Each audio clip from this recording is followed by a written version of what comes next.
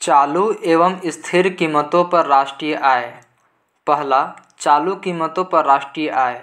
जब राष्ट्रीय आय को प्रचलित बाजार मूल्यों पर मापा जाता है तो उसे चालू कीमतों पर राष्ट्रीय आय कहते हैं। चालू कीमतों पर राष्ट्रीय आय को मौद्रिक आय भी कहते हैं। दूसरा, स्थिर कीमतों पर राष्ट्रीय आय।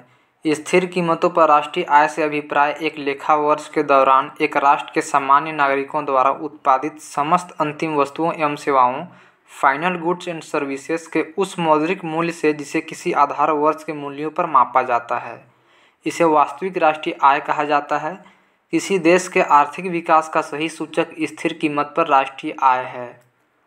प्रचलित बाजार मूल्यों पर प्रति व्यक्ति आय में से मुद्रास्फीति की वृद्धि दर घटाने पर स्थिर मूल्यों पर प्रति व्यक्ति आय प्राप्त होती है, अर्थात प्रचलित मूल्यों पर प्रति व्यक्ति आय की वृद्धि दर का मूल्य स्थिर कीमतों पर प्रति व्यक्ति आय की वृद्धि दर के मूल्य की अपेक्षा अधिक होगा तथा यह अंतर मुद्रास्फीति की दर के मूल्य के बराबर होगा। किसी भी देश के राष्ट्रीय आय में निम्न को शामिल नहीं किया जाता है। पहला, मध्यवर्ती वस्तुओं के मूल्य को। दूसरा, पुरानी वस्तुओं के मूल्य को। तीसरा, घरेलू सेवाओं अथवा कार्य को। चौथा, वित्तीय परिसंपत्तियां जैसे अंश पत्र, ऋण पत्र आदि के क्रय विक्रय को। पांचवा, हस्तांतरण, भुगतान, पेंशन, वजीफा, लॉटरी जीतना को। छठा, विदेशों से प्राप्त उपहार।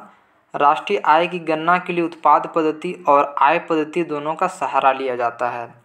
उत्पाद पद्धति, इसके तहत माल और सेवाओं के शुद्ध मूल्य वृद्धि का आकलन किया जाता है। इसका प्रयोग कृषि, वानिकी, पशुपालन, खनन और उद्योग क्षेत्र में किया जाता है। इसको मूल्य वर्धित पद्धति के नाम से भी जाना जाता है।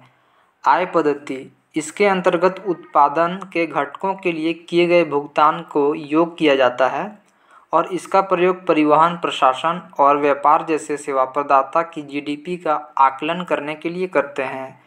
आय विधि से राष्ट्रीय आय का आकलन करते समय अवितरित आय को शामिल नहीं किया जाता है।